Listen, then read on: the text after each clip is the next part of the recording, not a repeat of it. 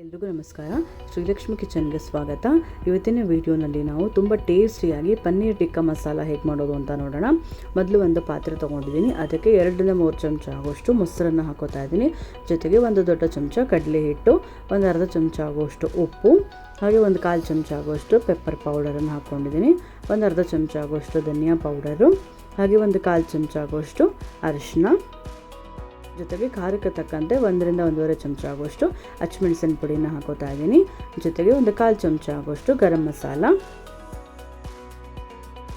ಈಗ ಅದಕ್ಕೆ 1 ಚಮಚ ಆಗುವಷ್ಟು ಕಸೂರಿ ಮೇಥಿನ ಹಾಕೋತಾ ಇದ್ದೀನಿ. ಜೊತೆಗೆ ಒಂದು ದೊಡ್ಡ ಸೌಟ್ ಆಗುವಷ್ಟು ಎಣ್ಣೆನ ಹಾಕೋತಾ ಇದ್ದೀನಿ. ಹಾಕ್ಕೊಂಡಿದ್ದಕ್ಕೆ ಲಾಸ್ಟಲ್ಲಿ ಸ್ವಲ್ಪ ಕೊತ್ತಂಬರಿ ಸೊಪ್ಪನ್ನು ಹಾಕೋಬೇಕು. ಈಗ ಇದಿಷ್ಟನ್ನು ಹಾಕ್ಕೊಂಡಿಗೆ ಚೆನ್ನಾಗಿ ಮಿಕ್ಸ್ ಮಾಡ್ಕೋಬೇಕು. ನಾವಿಲ್ಲಿ ಮೊಸರು ತೊಗೋಬೇಕಾದ್ರೆ ಸ್ವಲ್ಪ ಸ್ವೀಟಾಗಿರುವಂಥ ಮೊಸರು ತೊಗೋಬೇಕು. ನಾವು ಹುಳಿ ಮೊಸರು ತೊಗೊಂಡ್ವಿ ಅಂತಂದ್ರೆ ಹುಳಿ ಟೇಸ್ಟ್ ಬಂದುಬಿಡುತ್ತೆ. ಹಾಗಾಗಿ ಸ್ವಲ್ಪ ಮೊಸರು ಸ್ವೀಟಾಗಿರುವಂಥದ್ದು ತೊಗೋಬೇಕು. ಈಗ ನೋಡಿ ಚೆನ್ನಾಗಿ ಮಿಕ್ಸ್ ಮಾಡ್ಕೊಂಡಿದ್ದಾಗಿದೆ. ಈಗ ಇದಕ್ಕೆ ಕ್ಯೂಬ್ಸ್ ಆಗಿ ಕಟ್ ಮಾಡಿ ಇಟ್ಕೊಂಡಿರುವಂಥ ಪನ್ನೀರ್, ಟೊಮ್ಯಾಟೊ, ಕ್ಯಾಪ್ಸಿಕಮ್ ಮತ್ತು ಈರುಳ್ಳಿನ ತೊಗೊಂಡಿದ್ದೀನಿ. ಈರುಳ್ಳಿ ಸ್ವಲ್ಪ ನಾನು ದೊಡ್ಡದಾಗಿ ಇಲ್ಲಿ ಕಟ್ ಮಾಡ್ಕೊಂಡಿದ್ದೀನಿ. ಈಗ ಇಷ್ಟು ನಾನು ಇಲ್ಲಿ ಹಾಕೋತಾ ಇದ್ದೀನಿ. ಇದಿಷ್ಟನ್ನು ಹಾಕ್ಕೊಂಡೀಗ ಚೆನ್ನಾಗಿ ಮಿಕ್ಸ್ ಮಾಡ್ಕೋಬೇಕು. ಅದೆಲ್ಲ ಮಸಾಲ ಎಲ್ಲ ಒಂದಕ್ಕೊಂದು ಕ್ಲೀನಾಗೋದು ಹತ್ತಬೇಕು. ಅಲ್ಲಿ ತನಕ ಚೆನ್ನಾಗಿ ಅದನ್ನು ಮಿಕ್ಸ್ ಮಾಡ್ಕೋಬೇಕು. ಈಗ ನೋಡಿ ಚೆನ್ನಾಗಿ ಈಗ ಮಿಕ್ಸ್ ಮಾಡ್ಕೋತಾ ಇದ್ದೀನಿ. ಪನ್ನೀರ್ನ ಸ್ವಲ್ಪ ಈಗ ಸಾಫ್ಟಾಗಿ ನಾವು ಮಿಕ್ಸ್ ಮಾಡಬೇಕು, ಇಲ್ಲ ಅಂತಂದರೆ ಅದಲ್ಲೇ ಒಡೆದು ಹೋಗ್ಬಿಡುತ್ತೆ.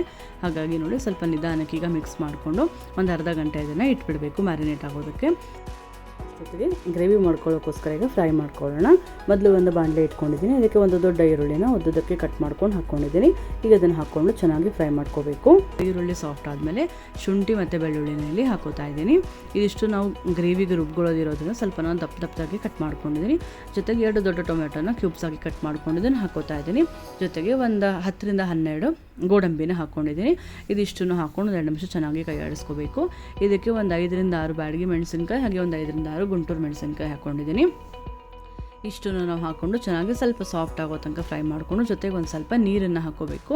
ನೀರು ಹಾಕ್ಕೊಂಡಿಗ ಅದರಲ್ಲಿ ಚೆನ್ನಾಗಿ ಕೊದ್ದು ಸ್ವಲ್ಪ ಸಾಫ್ಟ್ ಆಗಬೇಕು. ಟೊಮೆಟೊ, ಈರುಳ್ಳಿ ಹಾಗೆ ಮೆಣಸಿನ್ಕಾಯಿ ಎಲ್ಲ ಅಲ್ಲಿ ತನಕ ಚೆನ್ನಾಗಿ ಫ್ರೈ ಮಾಡ್ಕೋತಾ ಇದ್ದೀನಿ. ಈಗ ನೋಡಿ ಚೆನ್ನಾಗಿ ಈಗ ಸಾಫ್ಟ್ ಆಗಿದೆ, ಎಲ್ಲ ಬೆಂದಿದೆ. ಈಗ ಮೆಣಸಿನ್ಕಾಯಿ ಕೂಡ ಎಲ್ಲ ಸಾಫ್ಟ್ ಆಗಿದೆ. ಇವಾಗ ಇದಿಷ್ಟನ್ನು ತೆಕ್ಕೊಂಡಿಗೆ ಚೆನ್ನಾಗಿ ಅದನ್ನು ಪೇಸ್ಟ್ ಮಾಡ್ಕೋಬೇಕು. ಈಗ ನಾವು ಅದೇ ಬಾಣಲೆಗೆ ಒಂದು 2 ಚಮಚ ಆಗುವಷ್ಟು ಎಣ್ಣೆನ ಹಾಕೋತಾ ಇದ್ದೀವಿ. ಎಣ್ಣೆ ಸ್ವಲ್ಪ ಬಿಸಿ ಆದಮೇಲೆ ನಾವು ಮೊದಲೇ ಮ್ಯಾರಿನೇಟ್ ಮಾಡ್ಕೊಂಡು ಇಟ್ಕೊಂಡಿದ್ವಲ್ಲ ಅದಷ್ಟನ್ನು ಈಗ ಹಾಕ್ಕೊಂಡು ಸ್ವಲ್ಪ ಚೆನ್ನಾಗಿ ಅದು ಎಣ್ಣೆ ಬಿಡಬೇಕು. ಅಲ್ಲಿ ತನಕ ಫ್ರೈ ಮಾಡ್ತಾ ಇದ್ದೀನಿ. ಸ್ವಲ್ಪ ಅದೆಲ್ಲ ಹಸಿ ವಾಸನೆ ಅದೆಲ್ಲ ಹೋಗಿ ಮೊಸರದೆಲ್ಲ ಟೇಸ್ಟ್ ಹೋಗಬೇಕದು. ಅಲ್ಲಿ ತನಕ ಚೆನ್ನಾಗಿ ಫ್ರೈ ಮಾಡ್ಕೋಬೇಕು. ಅದೆಲ್ಲ ಫುಲ್ ಕಲರ್ ಚೇಂಜ್ ಆಗಿ ಎಣ್ಣೆ ಬಿಡುತ್ತೆ. ಆವಾಗ ನೋಡಿ ಗೊತ್ತಾಗುತ್ತೆ ಆಗಿದೆ ಅಂತ. ಈಗ ನೋಡಿ ಚೆನ್ನಾಗಿ ಎಣ್ಣೆ ಕೂಡ ಬಿಟ್ಟಿದೆ, ಹಾಗೆ ಕಲರ್ ನೋಡಿ ಕಲರ್ ಕೂಡ ತುಂಬ ಚೆನ್ನಾಗಿ ಬಂದಿದೆ. ಈಗ ಇದು ಫ್ರೈ ಆಗಿದೆ. ಈಗ ಇದನ್ನು ತೆಗೆದಿಟ್ಕೋತಾ ಇದ್ದೀನಿ. ಈಗ ಒಂದು ಕಡಾಯಿ ಇಟ್ಕೊಂಡು ಅದಕ್ಕೆ ಒಂದು 2 ಚಮಚ ಆಗೋಷ್ಟು ಬೆಣ್ಣೆನ ಹಾಕ್ಕೊಂಡು ಜೊತೆಗೆ 1 ಚಮಚ ಆಗೋಷ್ಟು ಎಣ್ಣೆನ ಹಾಕೋತಾ ಇದ್ದೀನಿ. ಎಣ್ಣೆ ಮತ್ತು ಬೆಣ್ಣೆ ಎರಡು ಚೆನ್ನಾಗಿ ಬಿಸಿ ಆದಮೇಲೆ ನಾವು ಮೊದಲೇ ರುಬ್ಬಿಟ್ಕೊಂಡಿದ್ವಲ್ಲ ಮಸಾಲ ಅದನ್ನು ಈಗ ಹಾಕೋತಾ ಇದ್ದೀನಿ. ಇದೀಗ ಹಾಕ್ಕೊಂಡು ಚೆನ್ನಾಗಿ ಈಗ ಎಣ್ಣೆಯಲ್ಲಿ ಫ್ರೈ ಆಗಬೇಕು. ಈಗ ನೋಡಿ ಒಂದು 2 ನಿಮಿಷ ಚೆನ್ನಾಗಿ ಅದನ್ನು ಫ್ರೈ ಮಾಡ್ಕೋತಾ ಇದ್ದೀನಿ. ಈಗ ಸ್ವಲ್ಪ ಫ್ರೈ ಆದಮೇಲೆ 1 ಚಮಚ ಆಗೋಷ್ಟು ಉಪ್ಪನ್ನು ಹಾಕೋತಾ ಇದ್ದೀನಿ. ಉಪ್ಪು ಹಾಕ್ಕೊಂಡು ಜೊತೆಗೆ ಒಂದು ಅರ್ಧ ಚಮಚ ಆಗೋಷ್ಟು ಧನಿಯಾ ಪೌಡರನ್ನು ಹಾಕ್ಕೊಂಡಿದ್ದೀನಿ. ಹಾಗೆ ಒಂದು ಅರ್ಧ ಚಮಚ ಆಗೋಷ್ಟು ಗರಂ ಮಸಾಲ.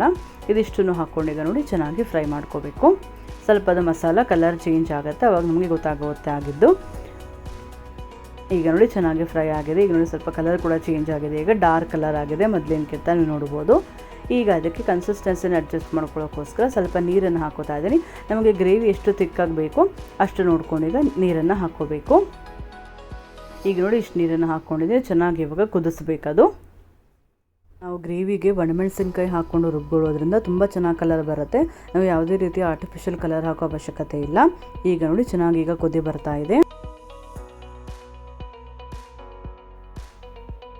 ಈಗ ಇದಕ್ಕೆ ನಾವು ಮೊದಲೇ ಫ್ರೈ ಮಾಡ್ಕೊಂಡು ಇಟ್ಕೊಂಡಿದ್ವಲ್ಲ ಕ್ಯಾಪ್ಸಿಕಮ್, ಟೊಮ್ಯಾಟೊ, ಈರುಳ್ಳಿ ಹಾಗೆ ಪನ್ನೀರನ್ನು ಅದಷ್ಟನ್ನು ಈಗ ಹಾಕೋತಾ ಇದ್ದೀನಿ. ಇದಿಷ್ಟನ್ನು ಹಾಕ್ಕೊಂಡೀಗ ಚೆನ್ನಾಗಿ ಮಿಕ್ಸ್ ಮಾಡ್ಕೋಬೇಕು. ಈಗ ನೋಡಿ ಚೆನ್ನಾಗಿ ಈಗ ಕೈ ಆಡಿಸ್ಕೋಬೇಕು. ಅದೆಲ್ಲ ಗ್ರೇವಿ ಒಳಗೆ ಚೆನ್ನಾಗಿ ಮಿಕ್ಸ್ ಆಗಬೇಕು. ಅಲ್ಲಿ ತನಕ ಚೆನ್ನಾಗಿ ಕೈ ಆಡಿಸ್ಕೊಂಡು ಇದು ಮೇಲೆ ಎಣ್ಣೆ ತೇಲಿ ಬರಬೇಕು, ಅಲ್ಲಿ ತನಕ ಅದನ್ನು ಕುದಿಸ್ಕೋಬೇಕು. ಆವಾಗಷ್ಟೇ ಅದು ಚೆನ್ನಾಗಿ ಟೇಸ್ಟ್ ಬರುತ್ತೆ. ಈಗ ನೋಡ್ತಾ ಇರ್ಬೋದು ಚೆನ್ನಾಗಿ ಅದು ಎಣ್ಣೆ ಬಿಟ್ಕೊಂಡಿದೆ. ಈಗ ಇನ್ನೊಂದು ಸರ್ತಿ ಅದನ್ನು ಮಿಕ್ಸ್ ಮಾಡ್ಕೋತಾ ಇದ್ದೀನಿ. ಈಗ ಅದಕ್ಕೆ ಲಾಸ್ಟಲ್ಲಿ ಸ್ವಲ್ಪ ಕಸೂರಿ ಮೇಥಿನ ಹಾಕ್ಕೊಂಡು ಜೊತೆಗೆ ಒಂದು ಸ್ವಲ್ಪ ಕೊತ್ತಂಬರಿ ಸೊಪ್ಪನ್ನು ಹಾಕೋತಾ ಇದ್ದೀನಿ.